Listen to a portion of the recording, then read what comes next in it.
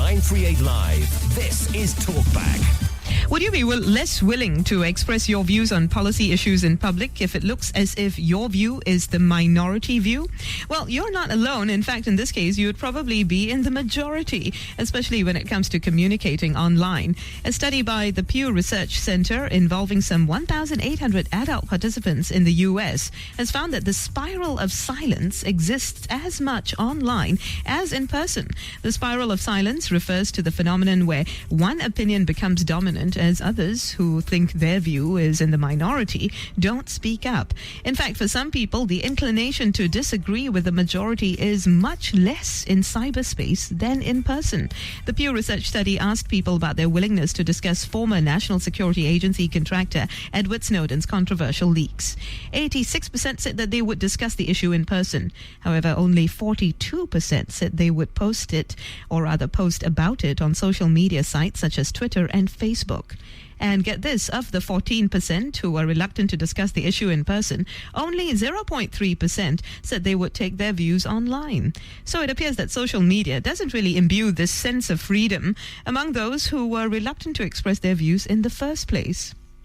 Now, researchers say that it is the people with the strongest opinions who are the most likely to speak up on social media platforms. This is in line with something that some of you may have suspected, I guess, for some time now, and that it is likely that the views expressed on social media are those of the vocal minority. Now, what factors do you think determine whether and how you express yourself on social media? And under what circumstances would you express your views, even if it looks as if your view is in the minority view? How seriously do you take social media as a barometer of public opinion? And importantly, do we take to social media more to reaffirm our own views and less to really exchange ideas and perspective? Give us a ring, 669-11938. Of course, you can also talk to us on our social media platform, Facebook, official 938 Live. And we hope that you express your views, even if you think your views might be the minority view. Joining us today in the studio is Dr. Michael Netley. He's a media analyst and academic director of executive development at the Singapore Management University. Good morning, Michael. Welcome in. Good morning. How are you? Michael, let's talk about this Pew Research study. After all this time where people have been using social media as indeed a barometer of public opinion in research studies, so on and so forth, to what extent do you think the results are really reflective of our behavior in general across cultures? Because this study involved American participants, Right. but does it have greater relevance here? I think it does have greater relevance. There can be no doubt that culture is a variable that will impact the online participation. But the real issue here is the architecture of social media, the structure. And the structure is mathematically, through algorithms, set up to bring you more of the information that they know you're already interested in. So the more likes and the more comments you generate, the more you will get the same type of information that you liked and commented on. Exactly. They narrow in on you simply by looking at the data. And how does that impact what we see online in terms of the data that is generated for the public? What happens, and there are several research studies that have replicated this finding, is that we end up getting effectively one side of the story, the side that social media recognizes we're already interested in. It's also a sort of a false sense of effacement, isn't it? For that particular person, he thinks that his or her view seems as though the majority does agree with them. Absolutely, and it becomes a self-perpetuating cycle in that sense. But what about the people who are not speaking up because they perceive their view to be the minority view? Well, simply because of all these algorithmic complications. They may very well be speaking up, but they don't see the other side of the coin because they are subject to those exact same algorithms that bring them the information that they want, and it separates us. Besides all the algorithmic complications here, what do you think are the deeper reasons for online self-censorship when it does occur? Well, it's the same reasons that happen in the average walks of life every single day. We are social creatures. We do not want to be pushed to the outside of social circles. So we'll self-censor or monitor what we say in order to maintain those relationships. It's the fear of the isolation, right? Absolutely. The social isolation. Individuals' perception that theirs is the minority view is what makes them reluctant to speak up, according to this study. However, the assessment of one's social environment may not always correspond with reality. Absolutely not. And in fact, if we go back to the original Spiral of Silence research 40 years ago, the key researcher, Noel Newman, is making that exact same point, that we may not be particularly accurate in how we gauge that external environment. And how do you think more people can overcome their perceptions in order to have a more representative debate, right, about issues? Well, that's a very difficult question we've been working on for 40 years. I personally would say the reality is we have to effectively educate and raise our children in a way that makes them want to seek out. And social media, because it is democratizing, only increases that responsibility at the individual level to seek out differences. You said this has been going on for the last 40 years. The realization that there was a spiral of silence in the first place mid-70s. happened 40 years ago. Yeah. And 40 years ago, things were very different. I'm guessing that it was based on how people interact day to day in social settings, so on and so forth. Public forums, perhaps, on specific issues. On social media, though, according to this study, the spiral of silence is even more pronounced than it is in face-to-face interactions. However, we've also heard of so many people saying and doing things online that they wouldn't do in person. So what is the net effect here? Well, the net effect, the reality is we're still trying to figure that out. It's probably too early in the game. But if we look at the self-censorship, we at least have instances where people are fully aware of the choices they're making, where so many times people just simply posting online, they maybe regret it later, they're not thinking about what they're posting. And that thought, that self-awareness is what changes the equation. But, again, we were talking about democratization and social media doing that for us to express ourselves. But having said that, being open to this algorithmic patterns, then, we're only getting one side of the argument, isn't it? So it's the false democratization Exactly. of views. Like we said, it's not representative of public sentiment. I would take the view that we have certainly been selling a very romantic notion of social media. That it is a platform where a long tail of different kinds of views are going to emerge. Sure. Rubbish. The reality is, and this is as old as human beings are, we are going to seek out people who we like and who we are alike in order to form communities. But these algorithms feed, again, these opinions where it should actually give a broader perspective of that particular thought, isn't it? It should. And this may just be part of the, let's call it, relative immaturity of social media. That in order for these platforms to become popular, I want to give you what you want. Yeah. And now we're starting to see the first set of problems with that. So that's populist, isn't it? It is. And But let's face it, Facebook and Twitter don't claim to be the top fora for political discourse anyway. It is us, users and researchers, who have begun to use such platforms as, priorities, or rather as reliable platforms for political discourse and to figure out views. So it's not their fault. It's not the fault of the social media platforms. They never said they would give you representative views. Fair statement. They never said that they would, but at the same time, they are absolutely central organizations within modern society, and like every other business, they have a responsibility. And it's not just to making a profit or getting more likes or getting more customers. Perhaps we need to be educated about how seriously we take political discourse on these platforms. What do you think? We want to hear from you. 669-11938. Perhaps you're feeling shy because your view has not yet been expressed on our show and you feel like it might be the minority view. Well, time to shrug off those inhibitions and just call us anyway. Tell us how you feel. 669-11938. Would you be less willing to express your views on policy issues in public if it looks as if your view is the minority view? What factors determine whether and how you express yourself on social media? And how seriously do you take social media as a barometer of public opinion? We're talking about this in light of a recent study by the Pew Research Center involving almost 2,000 adult participants in the US, and they found that the spiral of silence exists as much online as in person. In fact, in some cases, even more so online. This refers to the phenomenon where one opinion becomes dominant as others who think that their own view is in the minority, don't speak up. Now, this happens in face-to-face interactions as well. Call us on 669-11938. How seriously should we take social media to be an accurate barometer of public opinion? Apparently, it's not, according to this study. Kala joins us now over the phone. Hi, Kala. Good morning. Hi, good morning. I just want to share my own personal experience being speaking up in terms of social media. Being a conservative environment, I tend not to speak much because I've got a lot of opinions to share, but I initially did not know how to put forth. I used to be a very direct person, so when I was too direct, people kind of misunderstand where I'm coming from.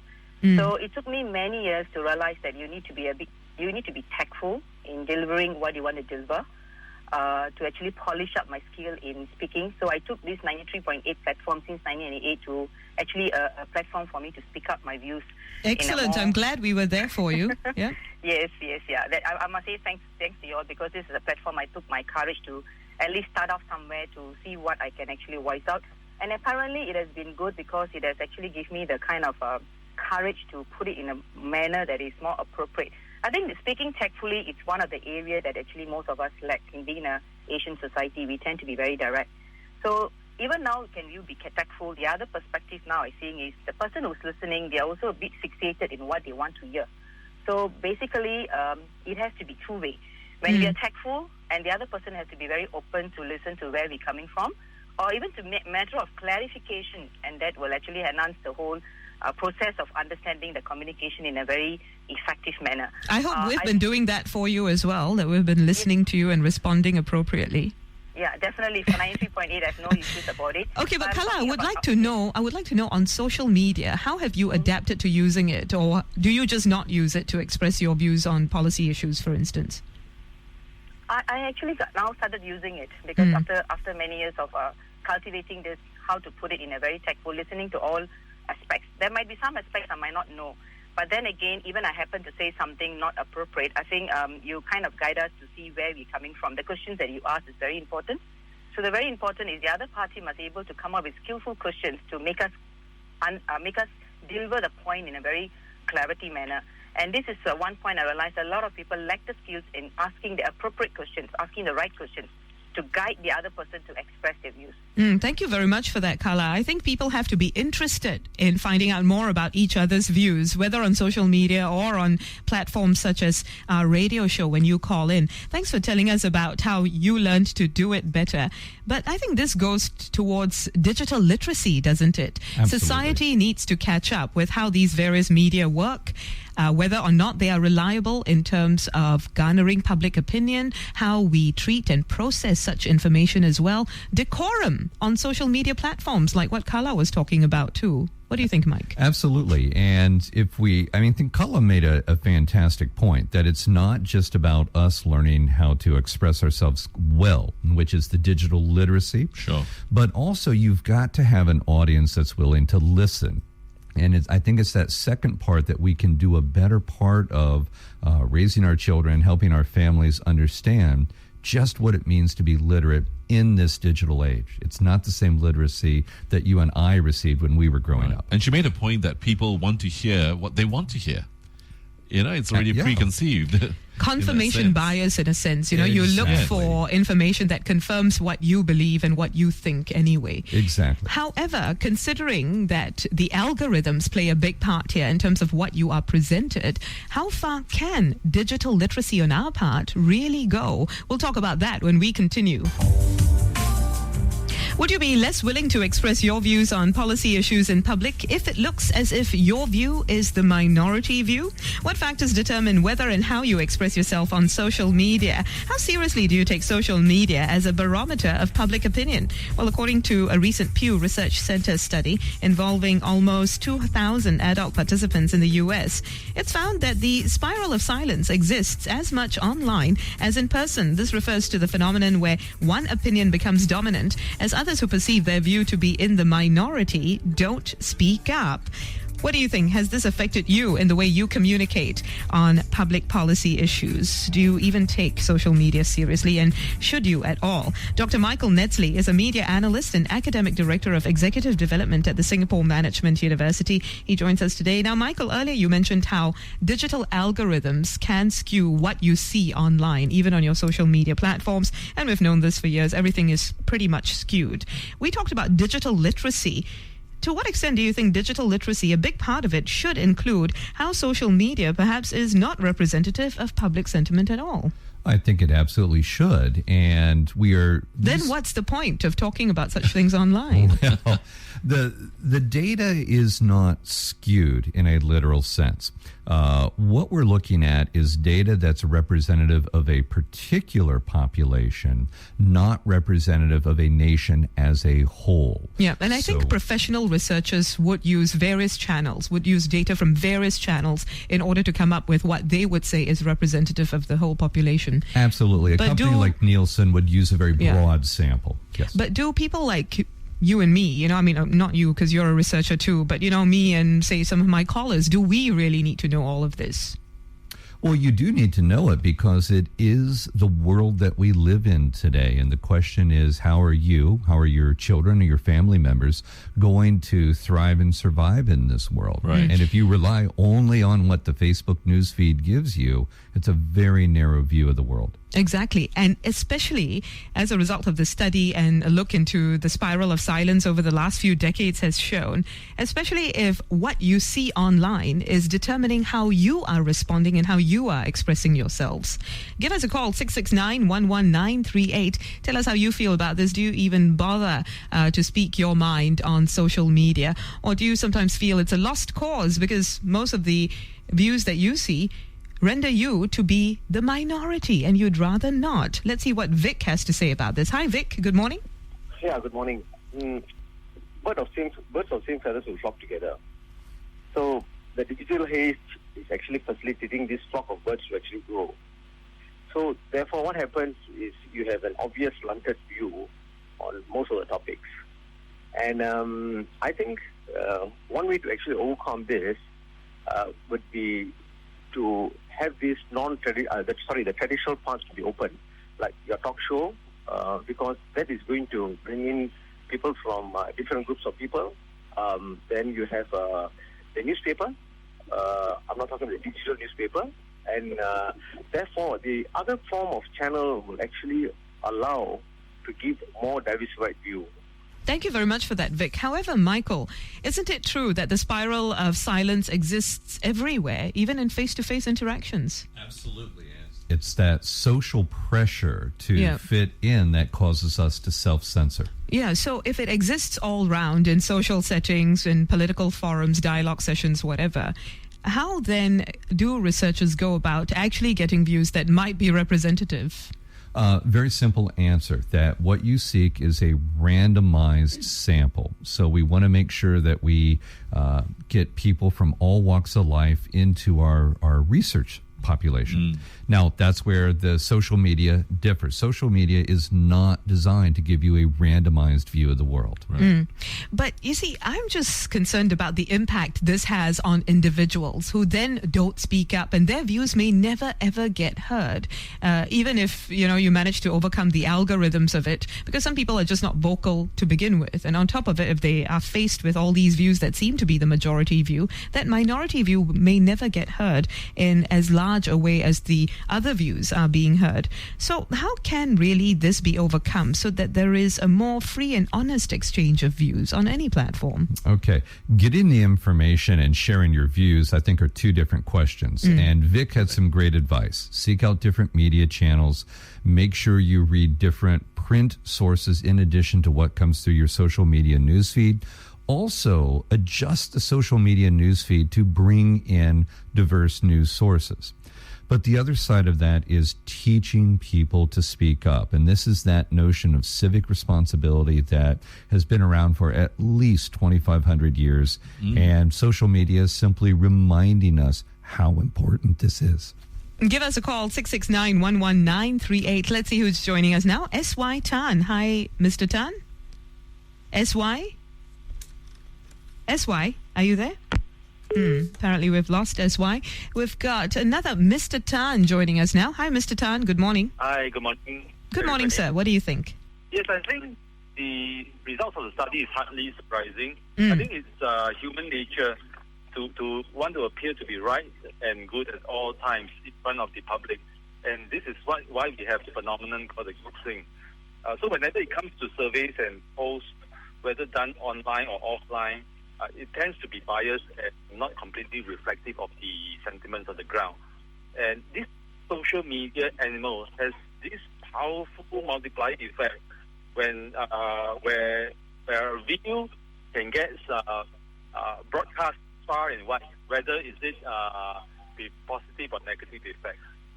Right, let's talk about that for a moment. Thank you very much, Mr. Tan, for that. The fact that everything does get amplified on social media much more easily than it might in face-to-face interactions. Here's the thing. The worry also is that the most often expressed views actually influence the views of those who remain silent, even if that view or that opinion is based on misinformed information or misinformed data. What do you think, Michael? That's absolutely true. And our caller, again, makes another great point that there's a multiplier. Most folks don't realize in a social networked world how big that multiplier is.